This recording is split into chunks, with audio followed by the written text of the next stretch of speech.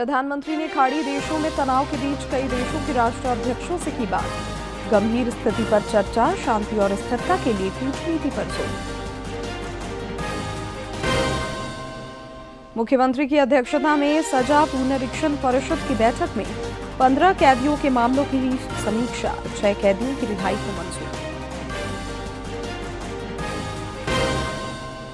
SBI में करीब 5.5 करोड़ रुपए के घोटाले में ईडी की बड़ी कार्रवाई। पूर्व मैनेजर और उनके परिजनों की 98 लाख रुपए की संपत्ति जब्त। और एशियन लॉन बॉल चैंपियनशिप के लिए भारतीय टीम में झारखंड के 6 खिलाड़ियों को मिली जगह। राज्य स्तरीय कुश्ती चयन ट्रायल में 30 पहलवान चयनित।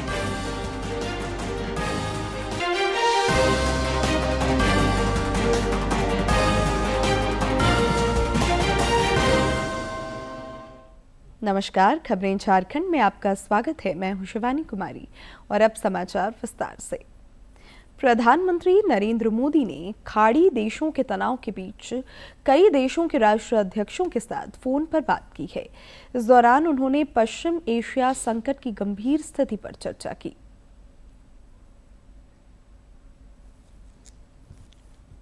पश्चिम एशिया संकट के बीच शांति बहाली पर जोर दिया जा रहा है। पीएम मोदी ने कतर के अमीर तमीम बिन हमद अल थानी से बात की है। पीएम मोदी ने कहा कि भारत कतर के साथ एकजुटता से खड़ा है और क्षेत्र के ऊर्जा ढांचे पर हमले की निंदा करता है। साथ ही पीएम ने कुवैत के क्राउन प्रिंस शेख सबा अल खालिद से भी बात की। ओमान के सुल्तान हैथम बिन तारिक, फ्रांस के राष्ट्रपति इमैनुअल मैक्रोन और मलेशिया के पीएम अनवर इब्राहिम से भी प्रधानमंत्री ने बात की है। प्रधानमंत्री नरेंद्र मोदी ने कल कतर के अमीर शेख तमीम बिन हमद अल थानी के साथ टेलीफोन पर बात कर ईद की शुभकामनाएं दी। पीएम मोदी ने कहा कि भारत कतर के साथ एकजुटता से खड़ा है और क्षेत्र के ऊर्जा ढांचे पर हमले की निंदा करता है। अपने सोशल मीडिया पोस्ट में प्रधानमंत्री ने कतर में भारतीय समुदाय की देखभाल और समर्थन के लिए आभार व्यक्त किया और क्षेत्र में शांति और स्थिरता की कामना की। दोनों नेताओं ने हॉर्मुज जलडमरू मध्य से सुरक्षित और निर्बाध नौवहन पर भी जोर दिया। इधर पश्चिम एशिया में बढ़ते तनाव के मद्देनजर डीजीसीए ने एक महत्वपूर्ण एडवाइजरी जारी की है। पश्चिम एशिया में बढ़ते तनाव के मद्देनजर नागरिक उड्डयन नियामक संस्था डीजीसीए ने एक महत्वपूर्ण एडवाइजरी जारी की है। डीजीसीए ने भारतीय एयरलाइंस को Bahrain, Iran, Iraq, Israel, Jordan, Kuwait, Lebanon, Qatar और संयुक्त अरब अमीरात के हवाई क्षेत्रों का इस्तेमाल न करने की सलाह दी है। ये परामर्श तत्काल प्रभाव से लागू हो गया है और 28 मार्च तक प्रभावी रहेगा। इसके साथ ही डीजीसीए ने एयरलाइनों से सुरक्षा जोखिम का आकलन करने और वैकल्पिक उड़ान मार्ग सुनिश्चित करने के भी निर्देश दिए हैं। प्रधानमंत्री नरेंद्र मोदी ने कल इंदिरा गांधी राष्ट्रीय कला केंद्र के ट्रस्टियों से मुलाकात की। इस दौरान प्रधानमंत्री ने सांस्कृतिक संवर्धन की इस यात्रा में अधिक से अधिक लोगों को जोड़ने के तरीकों पर विचार विमर्श किया। प्रधानमंत्री नरेंद्र मोदी ने कल इंदिरा गांधी राष्ट्रीय कला केंद्र के ट्रस्टियों से मुलाकात की। इस दौरान भारत की विविध और समृद्ध सांस्कृतिक विरासत को और भी अधिक लोकप्रिय बनाने के विभिन्न पहलुओं पर विस्तार से चर्चा हुई। बैठक की जानकारी प्रधानमंत्री नरेंद्र मोदी ने सोशल मीडिया प्लेटफॉर्म एक्स पर साझा कर दी। मुख्यमंत्री हेमंत सोरेन की अध्यक्षता में कल हुई राज्य सजा पुनरीक्षण परिषद की बैठक में बड़ा फैसला लिया गया है। आजीवन कारावास की सजा काट रहे 15 कैदियों के मामलों की समीक्षा के बाद 6 कैदियों को रिहा करने पर सहमति बनी है। पुलिस और जेल अधीक्षकों की रिपोर्ट के आधार पर यह निर्णय लिया गया। मौके पर मुख्यमंत्री ने कहा कि जेल से रिहा होने वाले इन कैदियों के काउंसलिंग, ट्रैकिंग और मॉनिटरिंग की व्यवस्था की जानी चाहिए। साथ ही उन्होंने कहा कि रिहा होने वाले कैदियों को सरकार की कल्याणकारी योजनाओं से भी जोड़ा जाए।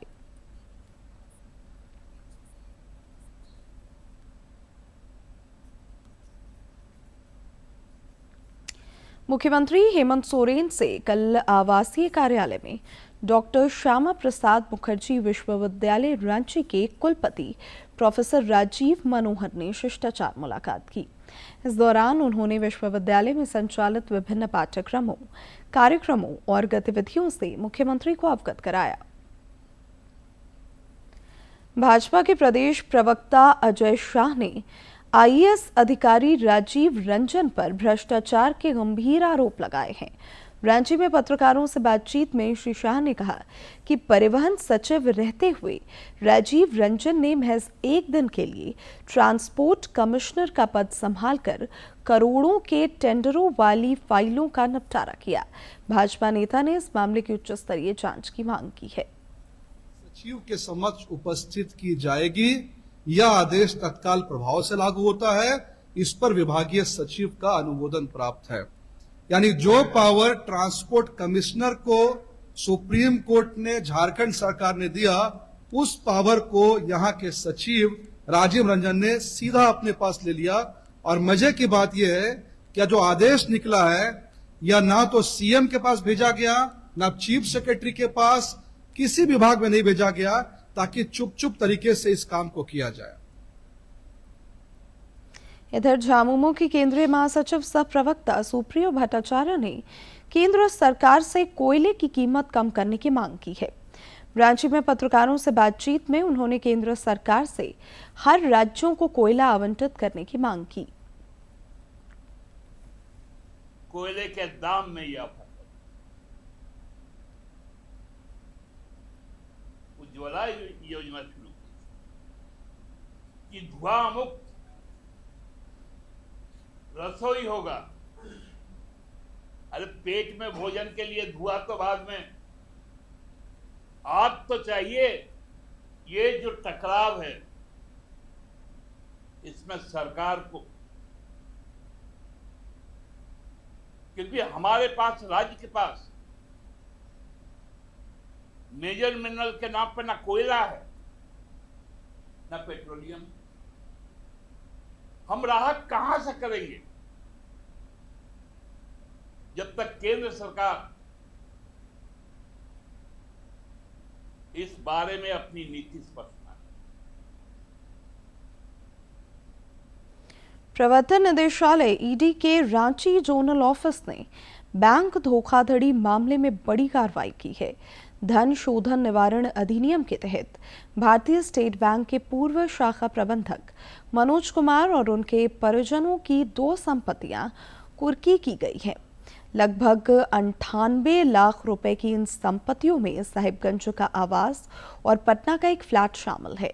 दरअसल एसबीआई में करीब 5.5 करोड़ रुपए के घोटाले का मामला प्रकाश में आया था, जिस पर यह कार्रवाई हुई थी।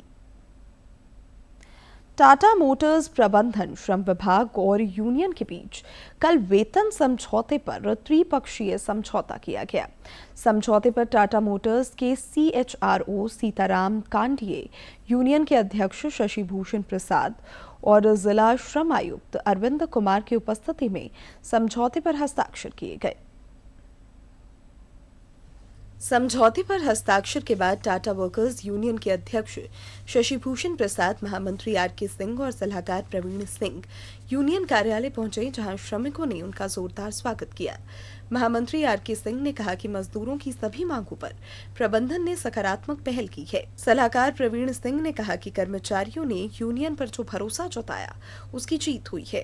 7,500 से अधिक कर्मचारियों को इसका लाभ होगा और सबसे बड़ी बात है कि समय से ये जो समझौता हुआ है इसके लिए अलग से कंपनी के द्वारा गिफ्ट दिया जा रहा है, जो कि 25,000 का एक बड़ा गिफ्ट है। ये सभी मजदूरों में जो उल्लास आप देख रहे हैं वो इसके लिए है क्योंकि वो समय से, यूनियन ने लगातार समय से प्रयास किया और उसके बदले में जो भी वेतन बढ़ेगा वो तो बढ़ता ही है, लेकिन स्पेशल गिफ्ट एक आया है जो कि 25,000 रुपया का है। यूनियन के अध्यक्ष शशि भूषण प्रसाद ने कहा कि 3 माह के अथक प्रयास के बाद कर्मचारियों की मांग पूरी करने में सफलता मिली है। प्रबंधन के साथ सौहार्दपूर्ण समझौते पर संतोष जाहिर करते हुए कर्मचारियों ने ढोल नगाड़े बजाकर खुशियां जाहिर की और मजदूर एकता की जीत बताई। जमशेदपुर से राजेश कुमार लालदास की रिपोर्ट।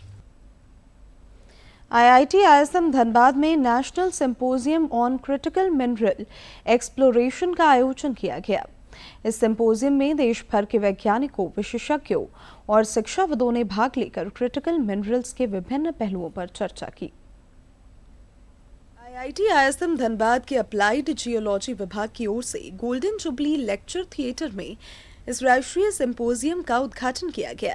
कार्यक्रम में खनिज अन्वेषण, तकनीकी नवाचार और भविष्य की संभावनाओं पर गहन विचार विमर्श किया गया। तो आज का जो ये 2 दिन का हमारा जो सेमिनार है, स्पेसिफिक फोकस है क्रिटिकल मिनरल एक्सप्लोरेशन।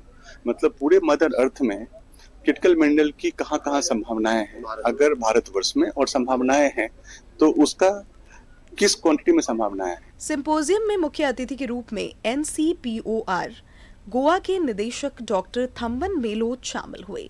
वहीं कोल इंडिया लिमिटेड के ED डॉक्टर राजीव कुमार सिंह और CSIR CIMFR के निदेशक प्रोफेसर AK मिश्रा भी मौजूद रहे। उप निदेशक प्रोफेसर धीरज कुमार ने बताया कि सिंपोजियम में भारत में उपलब्ध रेयर अर्थ मिनरल्स की स्थिति, उनकी उपलब्धता और संभावनाओं पर विस्तार से चर्चा हो रही है। क्रिटिकल मिनरल में हम जो एक्सप्लोरेशन कर रहे हैं, नया टेक्नोलॉजीज क्या हो सकता है, जहाँ पे हम अर्थ को विदाउट डिस्टर्ब किए हुए non destructive technologies critical mineral में क्या हो सकता है, और हमें कंट्री में क्रिटिकल मिनरल का रिजर्व को कैसे ऐड कर सकते हैं। क्रिटिकल मिनरल्स पर आयोजित यह राष्ट्रीय सिंपोजियम न केवल शोध और नवाचार को बढ़ावा देगा, बल्कि देश के खनिज क्षेत्र के विकास को नई दिशा देने में भी अहम भूमिका निभाएगा। धनबाद से शरद चंद्र की रिपोर्ट। केंद्र सरकार की महत्वाकांक्षी PM श्री योजना के तहत स्कूलों में बच्चों के सर्वांगीण विकास पर विशेष जोर दिया जा रहा है। इसी कड़ी में सिमडेगा के नगर भवन में झारखंड शिक्षा परियोजना की ओर से जिला स्तरीय सांस्कृतिक कार्यक्रम का भव्य आयोजन किया गया।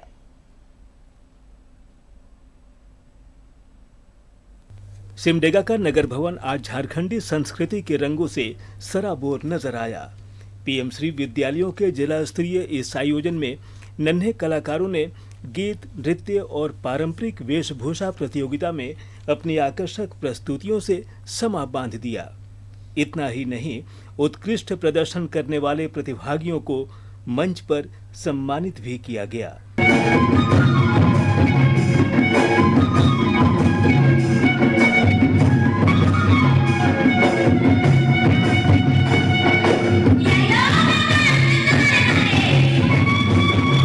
PM श्री विद्यालयों की अवधारणा केवल बेहतर बुनियादी ढांचा प्रदान करना नहीं, बल्कि बच्चों के व्यक्तित्व का बहुआयामी विकास करना है। इस अवसर पर उपस्थित शिक्षा विभाग के अधिकारियों ने बच्चों का उत्साहवर्धन किया और संयुक्त रूप से कहा कि ऐसे मंच बच्चों में आत्मविश्वास भरते हैं और उन्हें भविष्य की चुनौतियों के लिए तैयार करते हैं।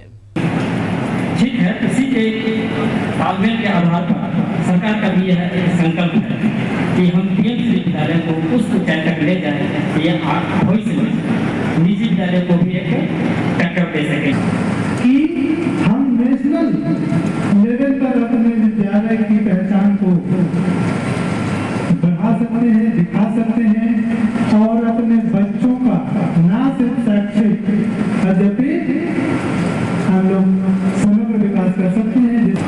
PM श्री योजना के अंतर्गत इस कार्यक्रम का उद्देश्य केवल शैक्षणिक उत्कृष्टता को ही बढ़ावा नहीं देना है, बल्कि इन विद्यालयों में जो हमारे बच्चे अध्ययनरत हैं, उन विद्यालयों को एक उत्कृष्ट उड़ान देना इस आयोजन की दिशा में एक महत्वपूर्ण योगदान होगा।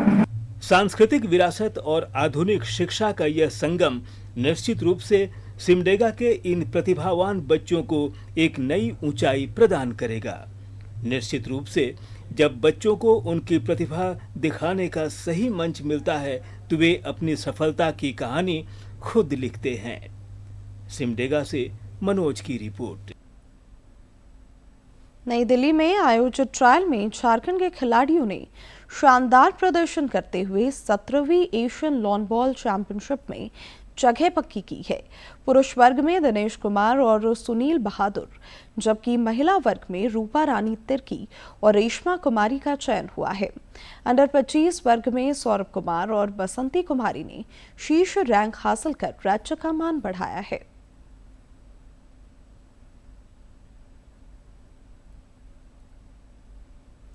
रांची के मोराबादी स्थित बिरसा मुंडा फुटबॉल स्टेडियम में अंडर 20 जूनियर महिला और पुरुष कुश्ती प्रतियोगिता सह चयन ट्रायल संपन्न हुआ। इसमें राज्य भर से 112 खिलाड़ियों ने हिस्सा लिया।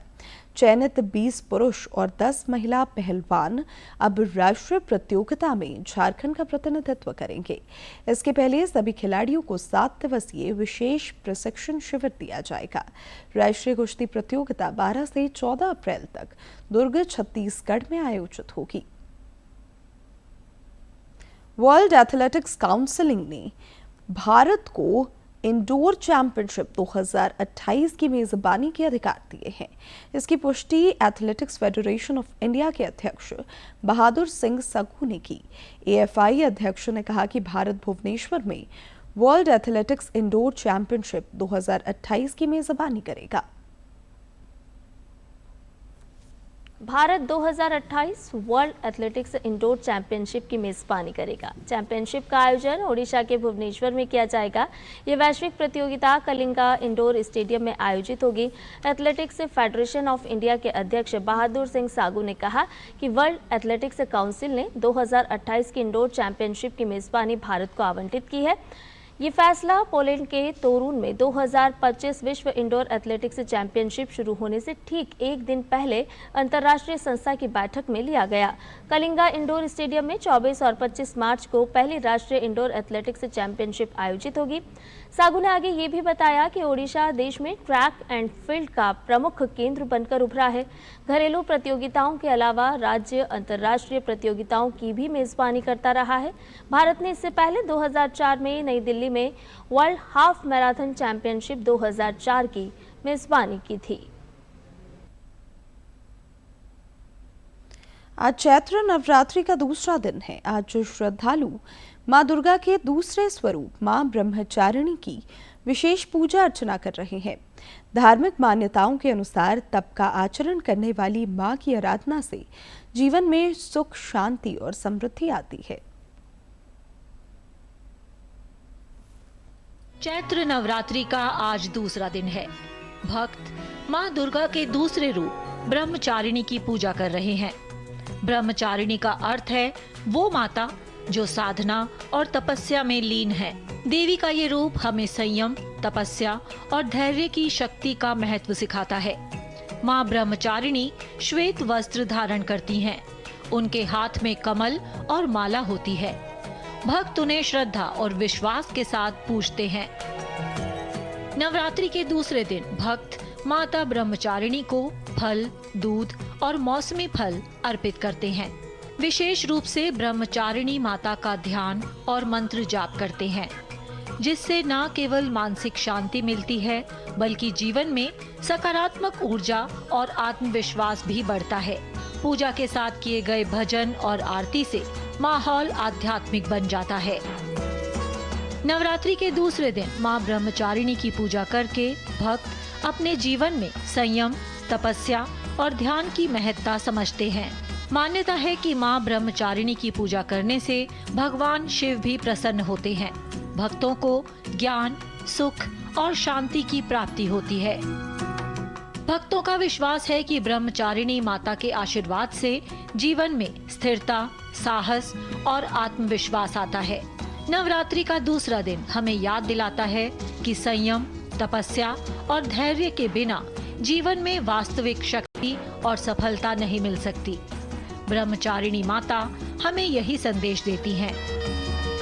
चैत्र नवरात्रों में मां के भक्त 9 दिन तक फलाहारी रहते हैं या केवल हल्का भोजन करते हैं। हर दिन देवी के विशेष मंत्र और भजन गाए जाते हैं। घर या मंदिर में जल, चावल और नारियल के साथ कलश रखा जाता है।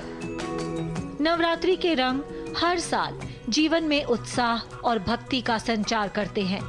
यह त्योहार न सिर्फ देवी की पूजा का अवसर है बल्कि जीवन में सकारात्मक ऊर्जा और साहस की प्राप्ति का भी संदेश देता है।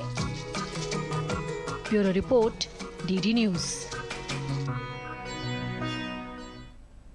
चैत्र शुक्ल प्रतिपदा के अवसर पर राष्ट्रीय स्वयंसेवक संघ द्वारा रांची के निवारणपुर स्थित तपोवन मंदिर परिसर में नववर्ष उत्सव का आयोजन किया गया।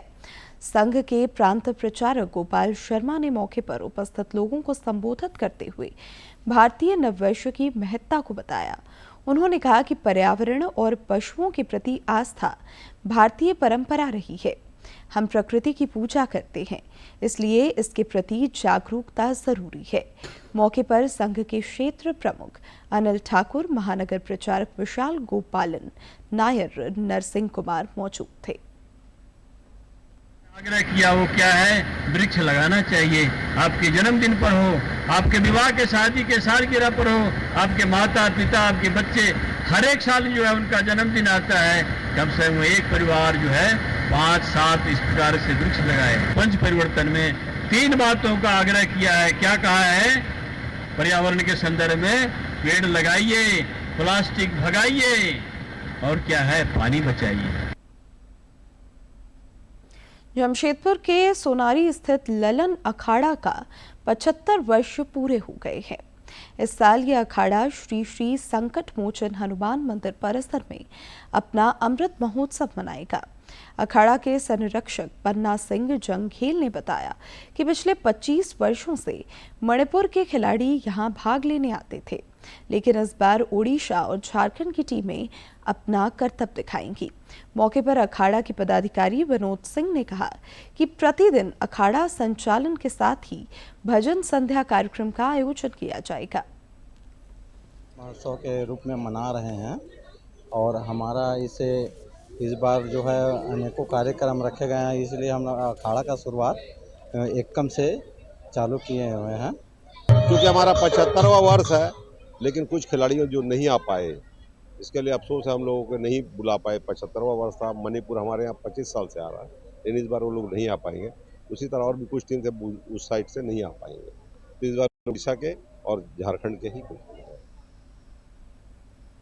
झारखंड के लोक पर्व सरहुल की धूम राजधानी रांची समेत पूरे राज्य में देखी जा रही है।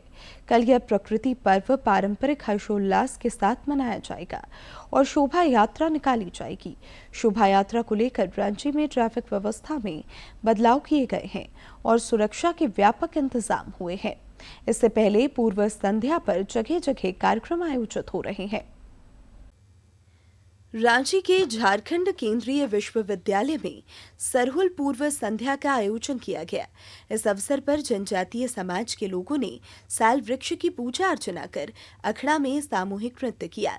विश्वविद्यालय के assistant professor doctor Ramesh Rao ने बताया कि यह पर्व पर्यावरण संरक्षण का संदेश देता है। को जागरूक करना कि ये कोई एक डांस वाला प्रोग्राम नहीं है। It's about giving the kind of knowledge, traditional knowledge जो हमें प्रोवाइड करना है शादी के माध्यम से। ये सरहुल पूर्व संध्या के माध्यम से हम ये बताने की कोशिश कर रहे हैं कि आज जो मिलन हो रहा है वो धरती और आकाश का हो रहा है, और ये धरती आकाश के मिलन से ही हमारा जो भी जीवन का संचार होता है। चैत्र शुक्ल तृतीय को मनाया जाने वाला सरहुल पर्व पूरी तरह से प्रकृति से जुड़ा हुआ है। इसमें सूर्य, धरती, साल वृक्ष समेत कई प्राकृतिक संसाधनों की पूजा अर्चना होती है। विश्वविद्यालय के छात्रों ने बताया कि इस पर्व में नए फल फूलों को ईश्वर को अर्पित किया जाता है, उसके बाद उन्हें ग्रहण किया जाता है।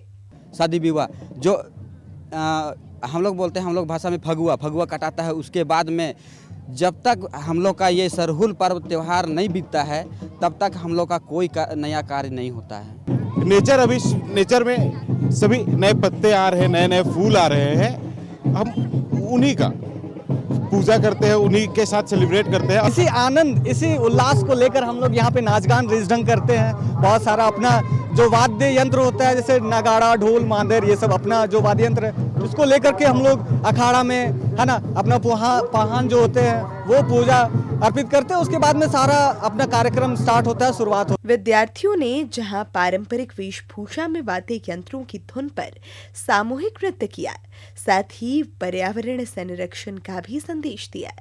छात्रा नैन्सी उरांव ने सरहुल को प्रकृति की उपासना का पर्व बताया। नियम है हम लोग का कि नया फूल आएगा और सरहुल मनेगा, तो नया फल पौधा सब इसी समय में आता है, इसलिए हम लोग सरई फूल का महत्व सरहुल में रखते हैं। और हम लोग यहाँ पे जब पूजा होता है तो उसका ज़्यादा महत्व है कि यहाँ पे कान में लगाएंगे, यहाँ टीका लगाएंगे। यहाँ पे सरहुल पर्व मुख्य रूप से प्रकृति, परंपरा और उल्लास का पर्व है, जो हमें पर्यावरण संरक्षण का संदेश तो देता ही है, साथ ही नए साल के आगमन का भी प्रतीक है। रांची से सहयोगी सौरभ के साथ प्रणय प्रबोध की रिपोर्ट। और अब कुछ खबर राज्य के विभिन्न जिलों से फटाफट अंदाज में।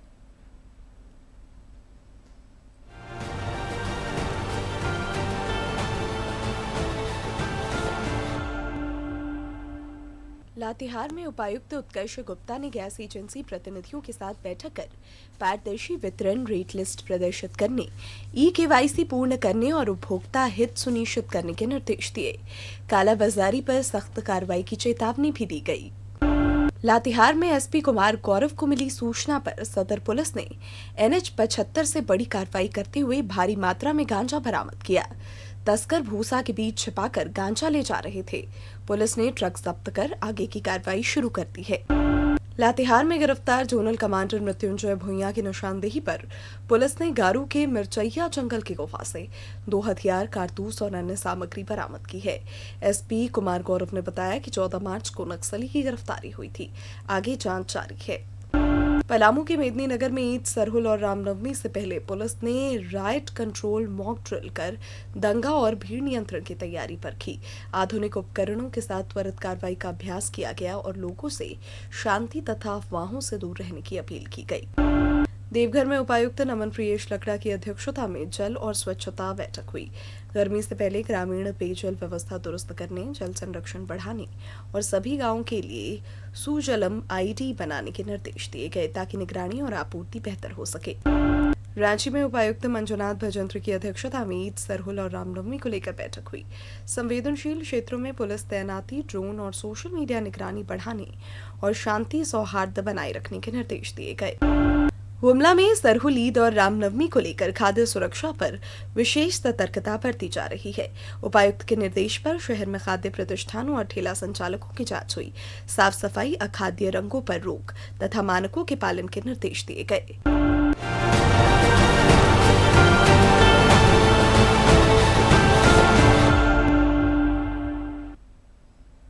अब अंत में मुख्य समाचार एक बार फिर।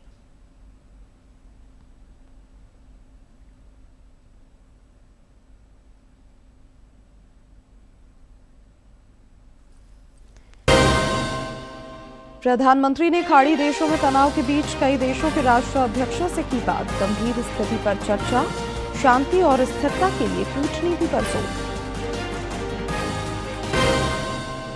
मुख्यमंत्री की अध्यक्षता में सजा पुनरीक्षण परिषद की बैठक में 15 कैदियों के मामलों की हुई समीक्षा। 6 कैदियों की रिहाई को मंजूर। SBI में करीब 5.5 करोड़ रुपए के घोटाले में ईडी की बड़ी कार्रवाई। पूर्व मैनेजर और उनके परिजनों की 98 लाख रुपए की संपत्ति जब्त। और एशियन लॉन बॉल चैंपियनशिप के लिए भारतीय टीम में झारखंड के 6 खिलाड़ियों को मिली जगह। राज्य स्तरीय कुश्ती चयन ट्रायल में 30 पहलवान चयन।